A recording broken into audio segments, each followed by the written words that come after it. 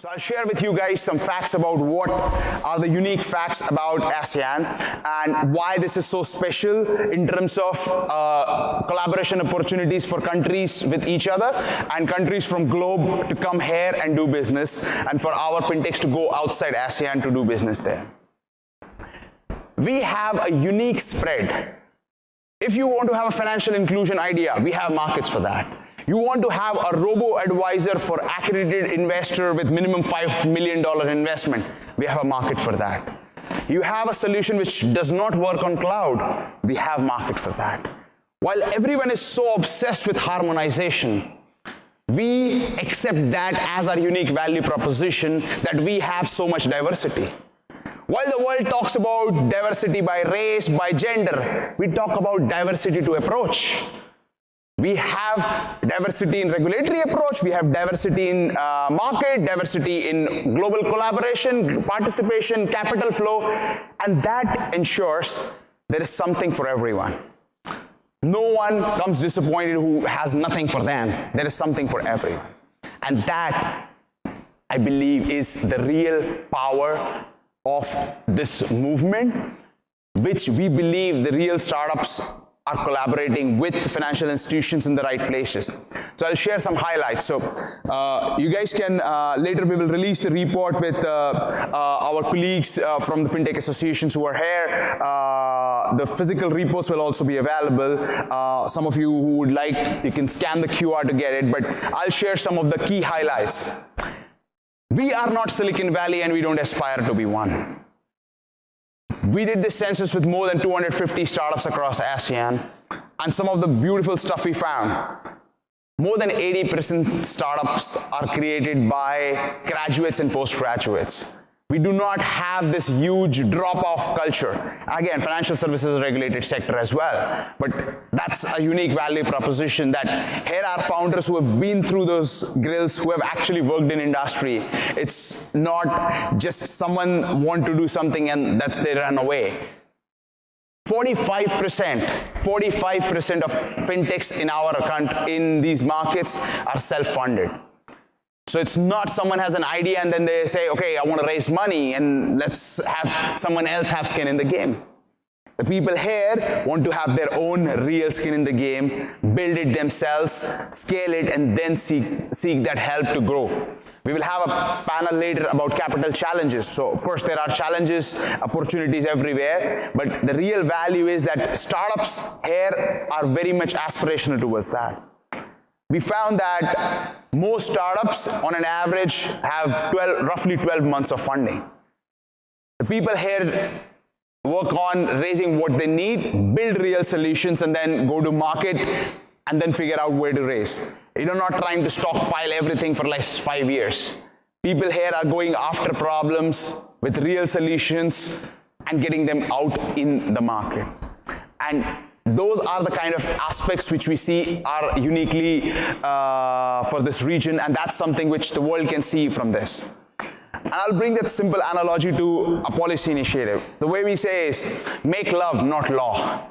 In ASEAN, we have seen some of the most beautiful innovations happen without burning $1 billion in passing a law called PSD2 and trying to mandate everything.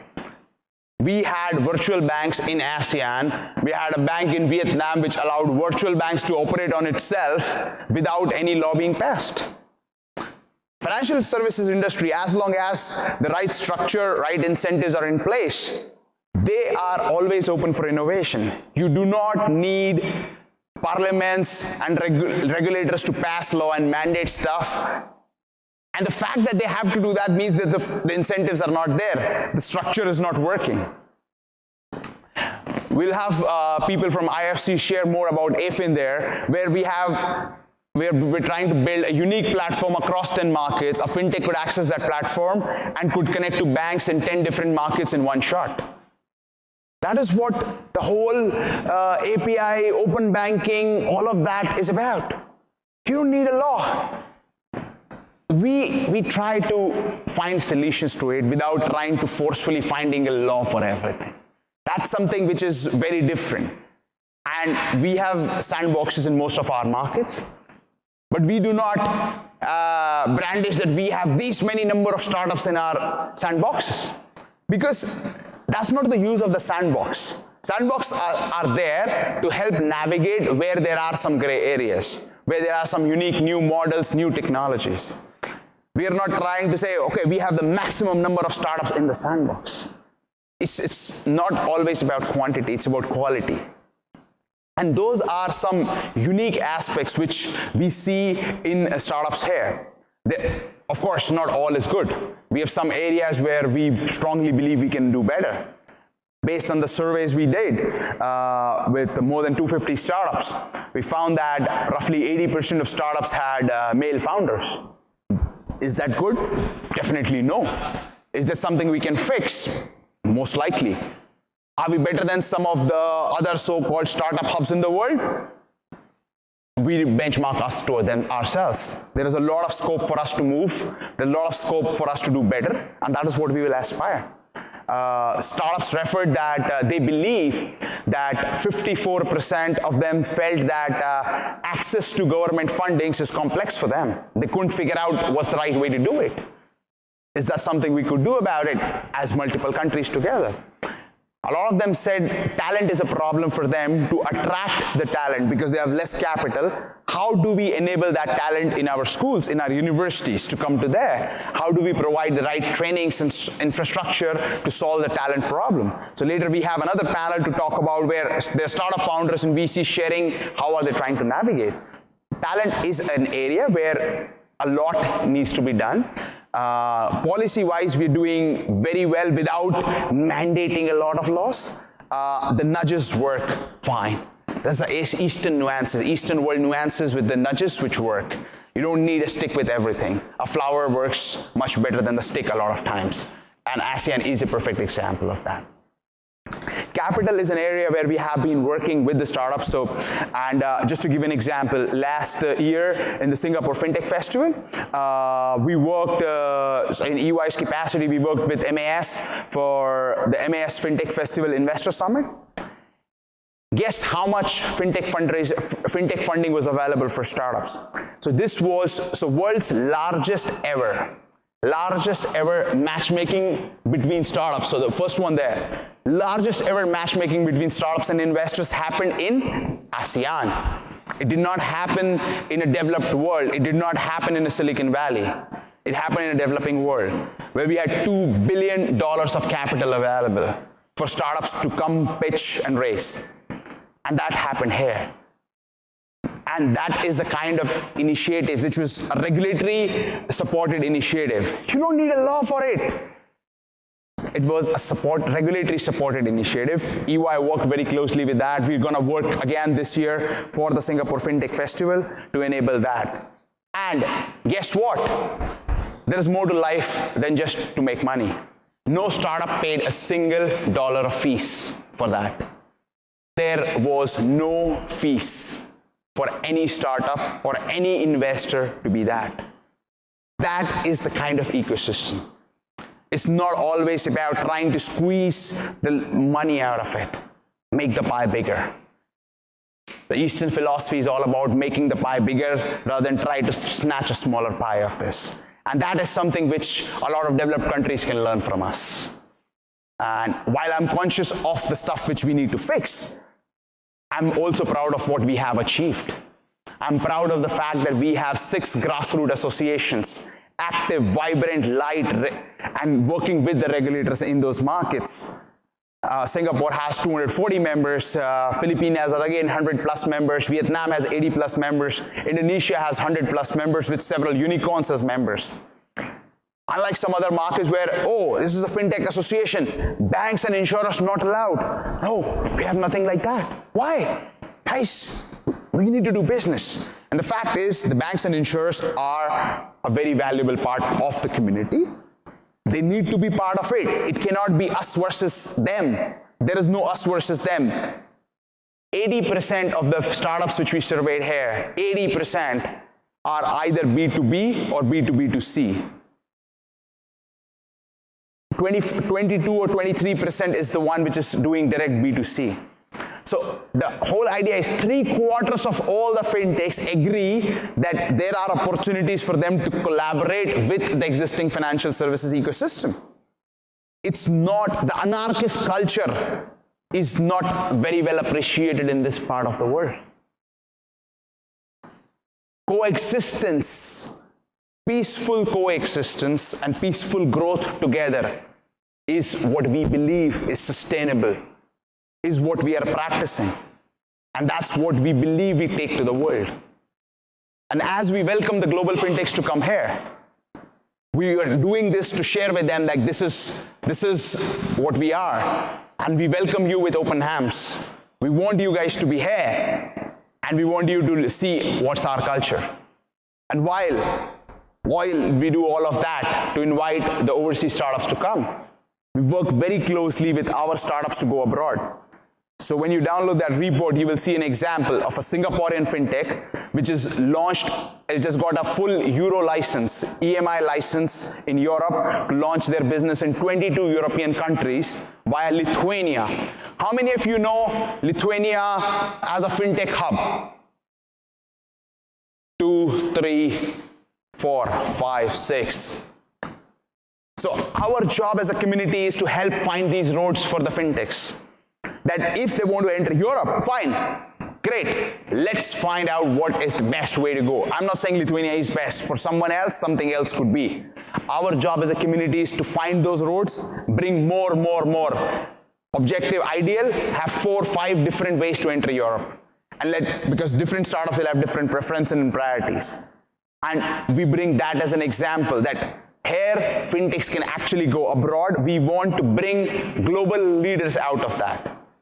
So if you guys can look at the Slido questions you have, if you go, can we go back to the Slido? If you go to the Slido, there is a question there we have for this part of the piece where will we actually have a unicorn in ASEAN on our own without investments from a specific country? Whether we will have homegrown unicorns or not. And while we want to expand people overseas, that is very important for us. If you want to be just ASEAN, there is a limited scope. 646 million is big, but that's damn 10% of 6.5 billion. You're playing in a 10% market? Cool. You want to play in a 90% of more of it? That's super cool. And the whole idea is how do we build these companies, find them the right talent, right capital, right capabilities to go across. And which is why like even last evening we did partnership, the Fintech Associations did a partnership with the Japanese Fintech Association. We work with fintechs globally. So if any of you are global fintechs who want to come to ASEAN, come to us, we'll be happy to help. See this report, it will give you insights on it. We're working with a couple of governments to go deep dive into each of these countries and identify how we can show much more of Malaysia, much more of Thailand, much more of Indonesia, much more of Singapore. There is more to the tourism campaigns. I respect tourism campaigns of all these countries, but there is more to that. And that, I believe, is our real value proposition. We are not saying that we are the best place to do business. There are stuff which we can improve. But we are the most diverse place to do business. No matter who you are, where you are, at what stage you are, there is something. We have the most developing markets in Cambodia, Laos, Myanmar. We have most developed markets in Singapore, some parts of Malaysia. We have huge population bases in one jurisdiction with Indonesia, Indonesia has like 300 million people. That's more than a huge part of Europe population combined. So while people talk, when they look at Asia, they look at India, they look at China. They forget that there is a big Indo-China in the middle, which is on its own the 6th largest bloc. So if China is largest population, India is 2nd largest, this bloc is 6th largest. And that is the huge value proposition. And that is something which we wanted to share. So while we were working with the Money 2020 team, these are the stuff which people never hear about ASEAN. All they know about is some US president, Chinese president wore local clothes of a country and stood on a stage and hold the hands together. We will do a similar version of that here as well, because that's what you remember of ASEAN from your news channel. So we thought we will recreate that with the FinTech associations here. But the whole idea was to give you a perspective on what all do we have, what do we do, how do we build this business, how do we scale these startups across these markets, and how do we broaden them from there. We have seen a lot of financial services announcements, like Grab did an announcement. So that gives you a spectrum. There are companies at that scale, which are the platforms. And these platforms are acquiring some of these companies, and there are startups which are taking their own niche areas, and they're developing solutions there. They're developing technology which are they're taking to Middle East, they're taking to Europe. And that is the whole value proposition, that this diversity actually creates a lot of new opportunities, a lot of new talent for the people here, for the investors here, for the policymakers here. And for us, it's all about how do we create that ecosystem of all of that. So all our intention, motivation behind doing all of that is how do we stitch and weave all these ecosystem players, their motivations and concerns and challenges and talent, capital, policy and demand together, stitch them together to make this a better working world.